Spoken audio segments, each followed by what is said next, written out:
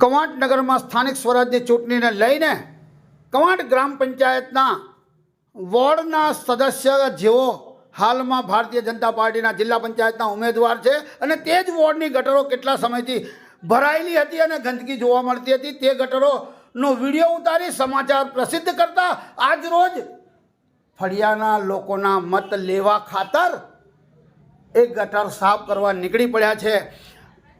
કવાંટ નગરમાં સફાઈ વેરો લેવામાં આવે છે, સરકાર દ્વારા લાખો રૂપિયા ગ્રાન્ટ આપવામાં આવે છે, છતાં કવાંટ નગરમાંથી ગંદકી દૂર થતી નથી। આ નગ્ન સત્ય છે।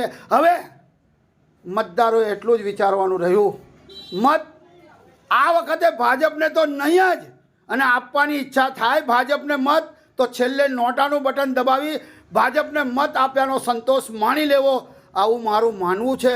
અને આ વખતે પરિવર્તન આ નક્કી છે।